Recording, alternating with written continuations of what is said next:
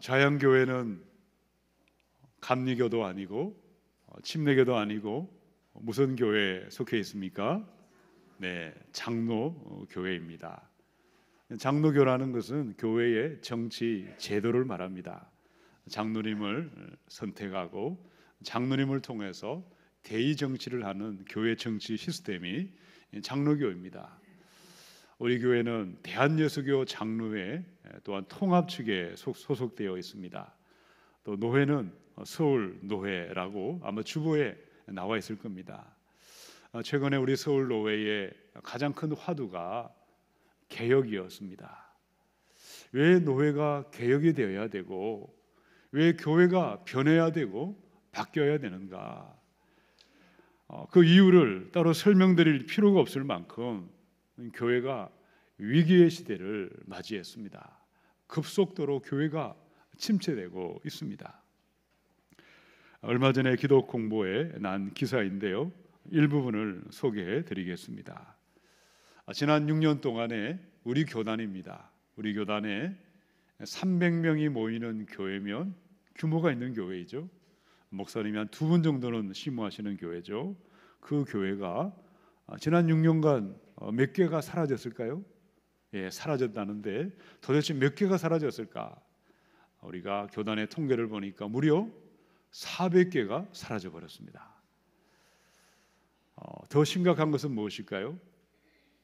우리 교회마다 청소년들이 보이지 않습니다. 청년들이 교회를 외면하고 교회를 떠나가 버렸습니다. 주일학교가 없는 교회가 너무나 많습니다. 우리 강남에 있는 우리 교단의 한 75%의 교회는 주일학교가 없습니다. 청년들은 눈을 씻고 보아도 찾을 수 없는, 실제 우리 자녀들이 교회를 다니지 않습니다. 우리 중직들이 자녀들이 교회에서 보는 것이 참 희귀한 시들을 맞이하고 있는 것입니다. 10년 후에 20년 후에 한국 교회는 과연 존재할 수 있을까? 심각한 위기의식에서 개혁의 공감대가 시작되었습니다. 여러분, 개혁은 목표가 무엇일까요? 왜 개혁을 해야 될까요? 교회가 현상이라도 유지해야 되는 것일까요? 교인의 숫자가 지금의 이 상태를 유지하고 재정이 더 감소하지 않도록 하는 것이 이 개혁의 목표일까요? 그것도 중요하겠죠. 그러나 개혁은 언제나 본질로 돌아가는 것입니다. 근본으로 돌아가는 것이 개혁의 핵심입니다. 우리가 읽었던 마가복음의 6장에 보면 오늘의 말씀의 제목 그대로 개혁은 온 세상의 만민의 입에 예수의 이름이 오르내리게 하는 것입니다. 예수님만이 높임을 받게 하는 것입니다. 오늘 시온 찬양대가 찬양한 그대로 온 열방 가운데 예수 이름이 높이 높이 들림받는, 예수님이 왕이 되시고 예수님이 주인이 되시고 나의 삶을 통하여 예수님의 통치하심과 예수님의 다스리심과 하나님의 나라가 나타나는 것이 개혁의 목적이요 사명이요 본질인 줄로 믿습니다. 자, 그러면 예수님이 내 삶의 주인이 되시고 왕으로 자정하시는 예수의 이름이 만민의 입에 오르내리게 하는 그것이 어디서 누구로부터 시작해야 하겠습니까? 목사님이 먼저 하시기 바랍니다. 당연합니다. 목회자가, 지도자가 앞장서야 하겠습니다. 그러면 성도님들은 열외요 해당 사항이 없는 것일까요? 그렇지 않습니다. 참으로 예수님을 영접한 그리스도인이라면 누구든지 나로부터 온 땅의 수많은 사람들이 그들의 입에 예수의 이름이 오르내리게 하고 예수님이 높임받게 하고 예수님께 영광 돌리게 하는 그것이야말로 내가 살아가야 하는 인생의 목적이 되고 목표가 되고 삶의 비전이 되어야 하는 것입니다.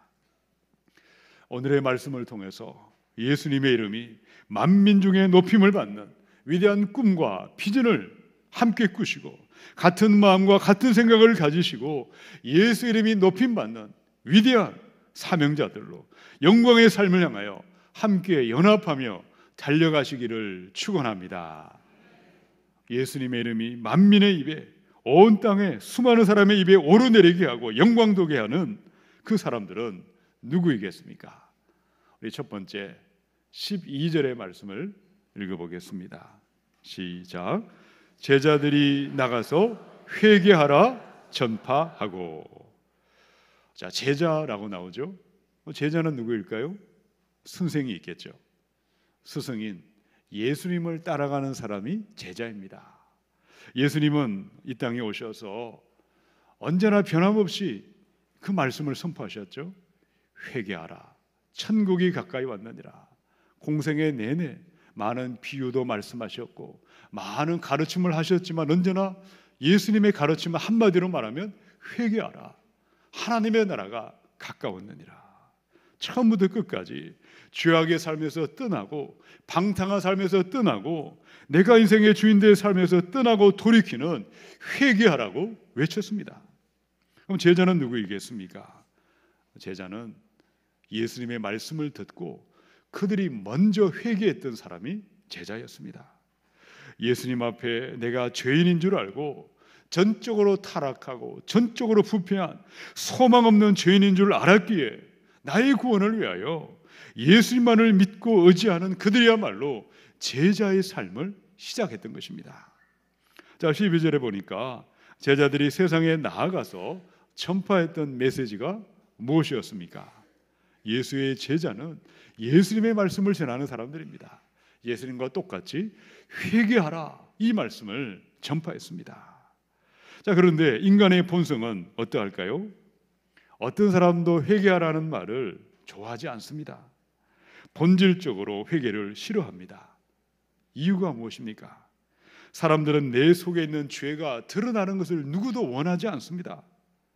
다시는 내가 지난날의 과거의 어떤 죄도 반복하지 아니하리라, 다시는 그렇게 죄 가운데 살지 아니하리라 결단하고 그렇게 마음을 먹고 순종하는 사람을 주변에서 찾아보기가 희귀하다는 것입니다. 제가 목회자로 주일마다 강대상에서 말씀을 선포하지만 저도 회개하라는 말을 하기가 너무나 부담이 됩니다. 별로 하고 싶지 않습니다. 어린아이도 회개하라 그러면 그 말을 별로 좋아하지 않더라고요. 이 땅에 있는 많은 교회들은 현실은 어떠합니까? 강대상에서 회개하라는 말을 듣기가 이제는 점점 귀에 잘 들려오지 않습니다. 현대인들은 너무도 분주하고 너무도 고달픈 삶을 살아가고 있습니다. 현대인들에게 인기 있는 말은 무엇입니까? 귀에 듣기 좋은 말이겠죠. 감미로운 말, 위로하는 말, 격려하는 말, 이 달콤한 말을 듣기를 원하고 계속해서 그런 말들만이 강대상에 선포되는 것입니다. 자, 그런데 거기만 머물러 있다면, 진정한 회개가 사라져버렸다면, 진정한 회개를 잊어버렸다면 은혜의 깊은 샘은 터져 나올 수가 없습니다. 예수 이름이 높임받지 못하는 것이고 메마르고 궁핍한 삶이 떠날 수가 없는 것입니다. 참으로 회개할 때에, 죄에서 떠날 때에, 불신앙과 어둠에서 돌이킬 때에, 진정한 회개가 있을 때에 회복의 문이 열리고 형통의 문이 열리고 축복의 문이 열리며 예수의 이름이 높임받게 될 줄로 믿습니다. 그것이 바로 13절의 이야기를 하는 것이죠. 13절을 읽어보겠습니다. 시작. 많은 귀신을 쫓아내며 많은 병자에게 기름을 발라 고치더라. 아멘. 여러분, 12절과 13절에서 반드시 명심할 것이 있습니다. 무엇이 먼저인지를 순서를 기억해야 하는 것입니다. 회개하라. 이 회개가 먼저 있어야 합니다. 우리 하나님 앞에 나의 죄인됨을 인정하는 사람, 나의 구원을 위하여 예수의 피곤세만을 붙드는 사람, 참되게 회개할 그때에 자연스럽게 그들의 삶에는 귀신이 떠나가는 것이고 많은 질병이 고침받는 영과 육의 회복이, 진정한 회복이 나타나게 하고 예수의 이름이 높임받게 역사하십니다. 말씀을 들으실 때마다, 예배 자리로 나오실 때마다, 기도하실 때마다 내 속의 교만과 흉악한 죄를 탄식하시고 내 속에 어떠한 선함도 없고 어떠한 소망도 없음을 인정하시고 십자가 앞에 무릎을 꿇고 엎드려 참되게 회개하십시다. 그리하여 몸과 마음이 회복이 되며 예수 이름만을 높임받게 하는 회복과 형통의 사람들, 축복의 사람들로 나타나야 하겠습니다.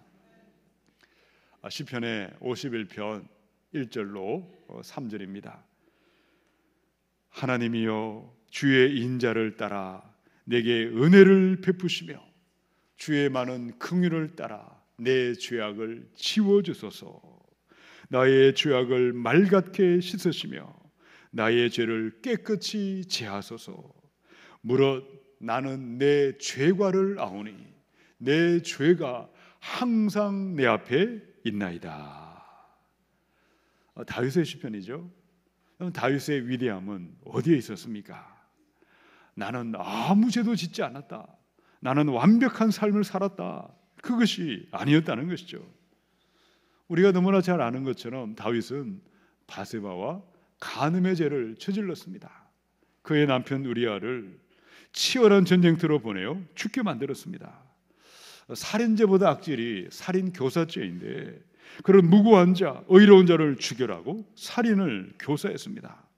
자, 그런데 그 엄청난 죄를 저질렀지만 선지자 나단이 찾아와서 하나님의 말씀을 들고 책망을 했을 때 다윗은 가슴을 찢고 온 마음을 다하여 회개하며 애통해야 하고 죄를 미워하고 죄를 멀리하고 참되게 회개함으로 다시금 회복의 은혜가, 생명의 은혜가 임하게 하셨고 온 땅에 하나님의 이름을 높임받게 만드셨습니다. 역대하 7장의 14절의 말씀입니다. 우리 함께 읽어보시겠습니다. 시작. 내 이름으로 일컫는 내 백성이 그들의 악한 길에서 떠나 스스로 낮추고 기도하여 내 얼굴을 찾으면 내가 하늘에서 듣고 그들의 죄를 사하고 그들의 땅을 고칠지라. 아멘. 이 땅을 고치시는 분, 이 땅을 회복하시는 분은 하나님이십니다. 하늘에서부터 하나님이 임하실 때에 회복이 임하는 것입니다. 가정이 회복되고 교회가 회복되고 무너진 내 삶이 회복되게 하십니다. 예수 이름을 부르는 그리스도인들이 먼저 악한 길에서 떠나라고 말씀했습니다. 스스로 겸비할 때에 마음을 낮추며 생각을 낮추며 기도로 자리에 나아가서 주의 얼굴을 구하고 참되게 회개할 때에 우리의 모든 죄를 사하실 것이고 깨끗하게 하실 것이고 죄 많은 세상을 치유하시고 회복으로 인도해 주십니다. 이 시간 귀신의 영으로 마귀에게 고통당하는 사람이 있다면 자유와 해방이 임하기를 원하십니다. 이 시간 육체의 병으로 고통하는 분이 있다면 모든 병마가 떠나가기를 원합니다. 어떻게 무엇으로 시작해야 하겠습니까? 회개하라. 예수의 피고세를 믿고 십자가 앞에 나아가서 나의 교만을 회개할 때에, 나의 완악함을 회개할 때에, 예수님만을 붙들고 의지할 때에 많은 귀신이 떠나가며 많은 병자가 고침받는 회복이 오늘 우리 가운데 임할 줄로 믿습니다. 특별히 회개의 영역에 있어서 회개의 1순위 사람들은 누구이겠습니까? 목회자들입니다. 교회 지도자들입니다. 나는 깨끗한데 당신들은 더러우니 회개하라. 그렇게 주장하는 사람이 있다면 그는 회개하라고 선포할 자격이 없음을 스스로 소리치고 있는 것입니다.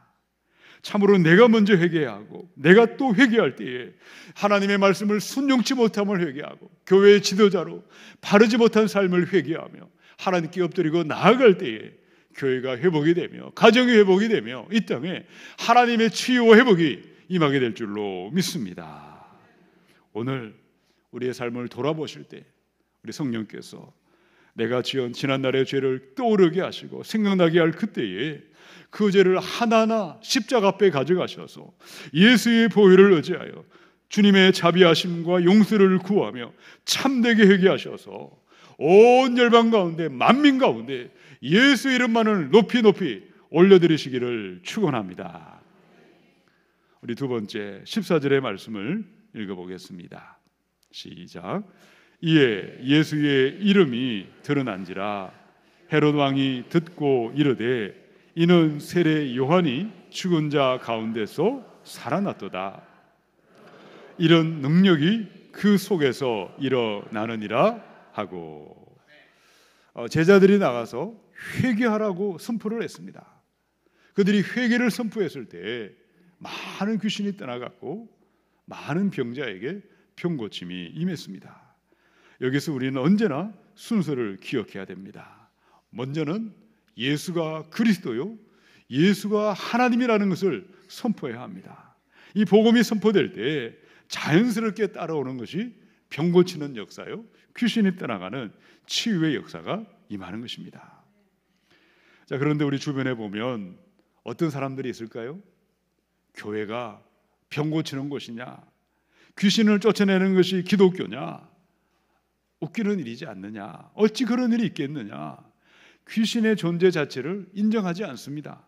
기적을 믿으려 하지 않습니다. 그러나 회개할 때에 귀신이 쫓겨나고 병고침이 임하게 하십니다. 축사와 병고침과 그 자체가 예수님의 이름을 높이는 것보다 중요할 수는 없지 않겠습니까? 그러나 믿는 자에게는 반드시 치유가 임하고 회복이 임하고 귀신이 떠나가는 은혜가 예비되어 있습니다. 의심하지 마시고 불신하지 마시고 어린아이처럼 순수하게 믿으시기 바랍니다. 자, 14절에 보니까요, 이에 예수의 이름이 어떻게 되었죠? 드러난지라. 다른 성경에 보니까 예수의 이름이 만민의 입에 오르내리더라, 이렇게 기록되어 있습니다. 이런 귀신이 떠나갔고 병고침과 기적이 나타났는데 그것을 보고 사람들의 반응이 어땠습니까? 저 제자 아무개가 대단한 사람이다, 저 목사가 정말 대단한 사람이다, 사람 아무개를 높이고 사람 아무개가 영광을 받은 것이 아니었다는 것입니다. 제자들이 귀신이 쫓겨나고 제자들을 통하여 병고침이 임했을 때 그 모습을 보고 예수님의 이름만이 높임을 받았고 예수 이름만이 영광되게 나타났다는 것입니다. 이것이 바로 제자들이고 이것이 바로 하나님의 자녀들의 모습인 것입니다. 우리 자연교회 성도님들이 나가서 복음을 전파할 때에, 예수님을 전파할 때에 예수 이름만이 높임 받고 예수 이름만이 영광되게 나타나야 할 줄로 믿습니다. 자, 회개하라. 이 복음이 전파될 때, 예수 이름이 전파될 때 믿음으로 반응한 사람이라면, 정말 참되게 믿고 회개한 사람이었다면 귀신이 떠나가고 병고침이 임했습니다. 회개하지도 않았는데 여전히 죄 가운데 그렇게 죄를 좋아하고 살면서 병고침이 임하고 귀신이 떠나간다면 그 온전한 몸을 가지고 더 많은 죄를 짓지 않겠습니까? 그들은 바로 회개하라, 바로 회개할 때 병고침과 하나님의 치유가 임한 것입니다. 자, 그런데 오늘 14절에 보니까 말씀을 들었습니다. 예수의 이야기를 들었지만 정반대의 반응을 했던 사람이 소개되어 있죠. 그런 헤롯이었다. 14절에 보니까 이는 예수님의 소문을 들은 다음에 그가 했던 말이 세례 요한이 죽은 자 가운데서 살아났다. 그러므로 이런 능력이 그 속에서 예수 안에서 일어났다. 헤롯은 예수님의 이야기를 듣게 되었을 때 누가 생각이 났죠? 내가 지난날 목을 베어 죽였던 세례 요한이 다시 살아났다. 그 죄가 생각이 났습니다. 자신의 죄가 생각이 났다면 회개하고 뉘우치고 통회하고 하나님께 나아갔다면 그의 마음에 평안이 임하고 회복이 임하고 하나님께서 그를 일으켜 주셨을 것입니다. 그러나 그는 회개함이 없었습니다. 여전히 그는 죄를 사랑했고 죄를 기뻐하고 죄 가운데 머물러 있었기에 예수님의 이야기를 들은 그에게는 평안이 없었습니다. 죽은 요한이 살아났구나 두려움이 오히려 엄습하고 그의 마음에는 걱정근심과 불안이 떠날 날이 없었다는 것입니다. 이사야서 48장 22절입니다. 여호와께서 말씀하시되 악인에게는 평강이 없다 하셨느니라. 이 죄 가운데 거하는 사람, 구중궁궐에 살고 있고 진수성찬을 먹고 있을지라도 그 마음에는 평강이 없습니다. 두려움과 불안과 걱정거심이 가득 차 있습니다. 그러나 누구든지 참되게 회개할 때에, 진실하게 회개할 때에 하늘에서 그 마음에 평안이 임하게 하십니다. 기쁨이 넘쳐나게 하고 감사가 넘쳐나게 하고 예수의 이름만을 높이 높이 영광 돌리게 하실 줄로 믿습니다.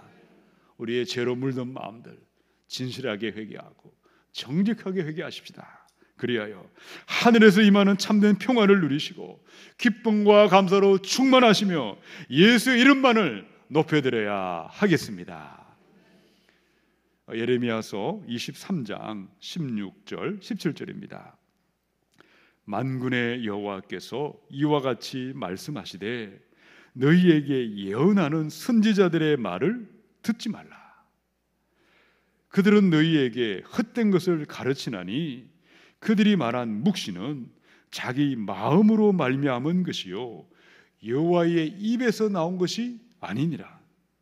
항상 그들이 나를 멸시하는 자에게 이르기를 너희가 평안하리라 여호와의 말씀이니라 하며 또 자기 마음이 완악한 대로 행하는 모든 사람에게 이르기를 재앙이 너희에게 임하지 아니하리라. 예레미야 시대에 거짓된 예언자들이 나타났습니다. 그들은 무엇이라고 백성들을 현혹했습니까? 회개하지 않아도 된다. 회개하지 않아도 얼마든지 평화를 누릴 수가 있다. 죄 가운데 웃고 떠들고 춤추고 즐기며 죄와 싸우지 않아도 누구나 천국 갈 수 있다. 사람들을 미혹했던 것입니다. 그러나 예레미야 29장의 11절 13절의 말씀입니다. 여호와의 말씀이니라. 너희를 향한 나의 생각을 내가 아나니 평안이요 재앙이 아니니라. 너희에게 미래와 희망을 주는 것이니라. 우리에게 평안을 주시는데 누구에게 주실까요? 12, 13절에 보니까 너희가 내게 부르짖으며 내게 와서 기도하면 내가 너희들의 기도를 들을 것이요 너희가 온 마음으로 나를 구하면 나를 찾을 것이요 나를 만나리라. 하나님은 그 백성들에게 재앙이 아니라 평안을 원하십니다. 그들에게 기쁨을 원하십니다. 그들에게 참된 자유를 원하십니다. 그런데 죄 가운데 먹고 마시며 여호와를 멸시하며 그들의 마음에 완악한 그들에게 회개가 없다면 참된 평화와 참된 기쁨은 임할 수가 없다는 것입니다. 전심으로 회개할 때에 그의 죄로 인하여 애통해야 할 때에 죄를 고백하고 미워하고 죄에서 떠날 때에 우리의 죄를 사하시고 생명과 평안으로 인도하시고 하나님의 이름을 높임받게 역사하십니다. 회개는 교도소에 있는 죄인들이나 살인자나 도둑들이나 그들의 하는 것이 회개가 아닙니다. 사람으로 태어나서 내가 죄인 줄 깨달은 사람이라면 누구든지 하나님 앞에 회개하는 것입니다. 이 시간 참되게 회개하셔서 생명과 평안을 누리시며 온 땅에 예수님만을 높여드리시기를 축원합니다. 우리 세 번째 15절과 16절을 읽어보십시다. 시작. 어떤 이는 그가 엘리야라 하고 또 어떤 이는 그가 선지자니 옛 선지자 중에 하나와 같다 하되 헤롯은 듣고 이르되 내가 목벤 요한 그가 살아났다 하더라. 아멘. 제자들이 회개하라 이 회개를 선포했을 때 많은 귀신이 쫓겨났고 많은 병자에게 병고침이 임했습니다. 그리해서 예수님의 이름이 만민의 입에 오르내릴 그때에 예수님의 소문이 유대 땅에 있던 많은 사람들의 귀에 다 들어왔습니다. 자, 그러면 예수님은 누구실까요? 나사렛 사람들, 예수님의 고향 마을 주민들은 저가 마리아의 아들 목수가 아니냐 편견에 사로잡혀서 예수님을 배척했습니다. 또 그 당시에 사람들의 반응은 어땠을까요? 오늘 15절 16절에 보니까 어떤 이는 그가 엘리야다. 구약 성경에 보면 그리스도가 오시기 전에 메시아가 오시기 전에 엘리야가 먼저 온다. 그 말을 기억하고 예수는 그리스도가 아니고 엘리야가 왔다. 그렇게 이야기했다는 것입니다. 또 어떤 이는 그가 선지자니 옛 선지자 중에 하나와 같다. 구약에 많은 선지자가 있는데 우리 시대에 나타난 선지자라고 생각했던 것입니다. 또 헤롯은 어떻게 이야기했죠? 내가 목베어 죽인 요한이 살아났다. 그럼 예수님 당시에 수많은 사람들은요 예수님의 소문을 듣지 못해 멸망하지 않았습니다. 예수님의 소문을 듣지 못해 그들은 죽임당한 것이 아니었다는 거죠. 예수님의 이야기를 다 들었습니다. 심지어 나의 눈으로 보았고 나의 식탁에서 주님과 함께 먹고 마시며 내 손으로 예수님을 만지기도 했습니다. 그런데 왜 생명이 아니라 죽음으로 추락했을까요? 왜 평안이 아니라 두려움과 걱정의심으로 벌벌 떨어야 했습니까? 그들의 양심이 마비되어 있었습니다. 그들은 죄가 죄인 줄 모르고 죄를 먹고 마시고 살았습니다. 심지어 어떤 사람은 죄인 줄 알았지만 죄를 즐기고 죄를 기뻐하고 죄를 짓고 살았다는 것입니다. 한낮에 서울역 광장이나 많은 사람들이 지나다니는 그런 큰 광장에 있는 큰 시계탑이 있다면 그 시계탑에 시계가 지치면 초침이 가는 소리라든지 1시, 2시, 3시 울리는 소리가 잘 들리지 않습니다. 자, 그런데 어둑어둑해지고 밤이 오면 사람들의 발걸음이 잦아들면 그때 그 시계 소리는 누구든지 들을 수가 있는 것입니다. 이 시계 소리는 회개하지 않는 사람들의 양심의 소리입니다. 죄 가운데 빠져 있다면, 분주하게 살고 있다면, 사업도 형통하고 모든 것이 형통해 있다면 그때 사람들의 마음에 양심의 소리가 들려오지도 않고 귀를 기울이고 있지도 않습니다. 그러나 원하든 원치 않든 양심의 소리를, 시계 소리를 들어야 할 그때가 반드시 찾아옵니다. 언제일까요? 세상을 떠나갈 때입니다. 병상에 누워있을 그때입니다. 죽음을 맞이할 그때입니다. 참되게 회개함이 없는 사람, 예수님을 만난 경험이 없고 예수님과의 거듭남이 없는 사람이라면 무슨 말을 할까요? 예수는 엘리야고, 예수는 많은 선지자 중에 한 사람이고, 예수는 죽은 요한이 살아났다고 믿음이 없이 불신앙을 선택하고 멸망을 선택할 수밖에 없는 것입니다. 사랑하는 성도 여러분, 우리는 예수님을 알고 있습니다. 우리가 죄인인 것도 알고 있습니다. 그런데 만약 우리가 오늘의 진정한 회개가 없다면, 매일매일 내 삶의 회개가 없다면 내 속의 죄는 나도 모르는 사이에 점점 자라나고 또 자라나게 되어 있습니다. 예수님 당시에 수많은 사람들이 오늘의 회개를, 오늘의 결단을 머뭇머뭇거리고 주저주저 하다가 죽임당하고 멸망당하고 말았습니다. 그런데 그 당시에 또 어떤 사람들이 있었다고 말씀하고 있습니까? 12회를 혈루증으로 고통하던 여인, 예수님의 이야기를 들었을 때 지체하지 아니했습니다. 즉시 달려갔습니다. 예수의 뒤로 들어가 예수님의 옷자락을 만졌을 때에 그녀의 모든 병이 떠나갔고 구원이 임하며 예수님이 높임을 받게 했던 것입니다. 친구가 중풍병자로 고통하던 그 친구를 둔 그 친구들이 예수님의 이야기를 들었을 때에 그들은 자신의 친구들을 지붕을 뜯어내려서 예수님의 발 앞에 내려가게 함으로 말미암아 그들에게 치유와 회복이 임하고 예수님의 이름이 높임을 받게 되었던 것입니다. 여리고의 맹인 바디메오를 기억하십니까? 여리고에 예수가 왔다는 소식을 듣고 예수님을 불렀을 때에 사람들은 잠잠하라고 그를 억압했지만 그는 더 크게 소리를 질렀습니다. 다윗의 자손 예수여, 나를 불쌍히 여기소서. 오늘 나에게 오신 예수님, 오늘의 믿음으로 오늘의 회개를 드림으로 예수 앞에 나아가 그의 눈이 열렸고 구원이 임했고 온 땅에 예수 이름을 높이 올려 드렸던 것입니다. 회개할 시간, 결단의 시간은 우리 인간들을 기다려주지 않습니다. 오늘 예수님의 말씀을 들으실 수 있을 때 머뭇머뭇거리지 마시고 주저주저하지 마시고 오늘의 결단을 들으시고 오늘의 회개로 나아가셔서 예수 이름만을 높여드려야 하겠습니다. 지난주에 CGN TV에 탈동성애자의 고백, 내가 만난 주님, 이 방송을 보았습니다. 미국 대학의 영문학 교수인 로자리아 버터필드의 간증이었습니다. 그녀는 포스트 모던에 심취했던 사람이었습니다. 세상에 절대적인 진리란 없다. 모든 것이 상대적이다. 기독교의 예수도 상대적인 것이고 기독교의 성경도 진리가 될 수가 없다. 일평생 그렇게 믿었고 그렇게 학생들에게 가르쳐 왔습니다. 그녀는 지성인 중에 지성인이었습니다.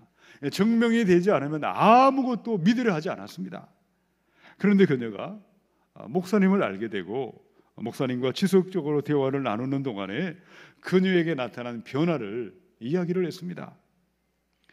그녀는 인간은 육체가 있고 정신이 있다는 것을 인정을 했지만 영혼의 존재는 인정하지 않았습니다.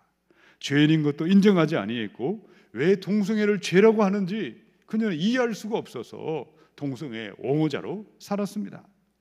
그런데 그녀가 성경을 읽기 시작했습니다. 왜 성경을 읽기 시작했을까요? 영상에 보니까 기독교를 반박하기 위해서, 이 성경이 어떻게 진리가 될 수 있느냐? 수많은 책 중에 하나에 불과하다고 이것을 증명하기 위해서 성경을 읽기 시작했다고 합니다. 그러다가 어느 날은 하루에 5시간을 성경을 읽기도 했다고 합니다. 그런데 성경을 읽으면서 그녀의 마음이 조금씩 변해가기 시작했습니다. 성경이 수많은 책 중에 또 한 권의 책이 아니고 하나님의 말씀이라는 것이 어느 날 깨달아졌습니다. 그때야 비로소 목사님의 말씀이 들려오기 시작했습니다. 동성애는 인간의 여러 다양한 성적인 취향이 아니라 죄라는 것을 인정하게 되었습니다. 그녀가 방송에서 이렇게 고백을 했습니다. 나는 매일매일 예수님이 필요합니다. 매 순간 죄가 떠오를 때, 매 순간 죄가 생각이 날 때 나는 그 죄를 예수님 앞에 가져가서 오늘의 회개와 오늘의 네 춤으로 나아갈 때에 내 안에는 불안이 떠나가고 내 안에는 평안이 임하고 내 안에 생명이 역사하고 있습니다. 사랑하는 여러분, 회개는 언제나 항상 여기에서 시작해야 합니다. 회개할 때 죄사함의 은혜가 임하게 하십니다. 회개할 때 생명과 평안으로 인도해 주십니다. 회개할 때 예수 이름을 높이는 삶으로, 위대한 삶으로 인도해 주십니다. 진정한 회개의 열매가 나타날 수 있도록 거룩과 성결의 결단을, 오늘의 회개를 시작하셔서 온 땅에 예수 이름만을 높여드리시기를 축원합니다. 여호수아서 3장 5절을 읽고 우리 말씀을 마치겠습니다. 함께 읽겠습니다. 시작. 여호수아가 또 백성에게 이르되 너희는 자신을 성결하게 하라. 여호와께서 내일 너희 가운데에 기이한 일들을 행하시리라. 아멘. 우리 하나님께서 우리 한 분 한 분을 통해서 기이한 일들을 행하실 것입니다. 우리 한 분 한 분을 통하여 만민의 입에 예수의 이름이 오르내리게 하고 예수 이름을 영광스럽게 하실 것입니다. 누구를 통해 하실까요? 너희는 스스로 성결케 하라. 참되게 회개할 때 바로 그 사람을 통하여 생명과 평안을 누리게 하시고 온 땅에 예수 이름을 높이 들림받게 하실 것입니다. 이 위대한 삶에 쓰임 받으시기를 주님의 이름으로 축원합니다. 함께 기도하겠습니다.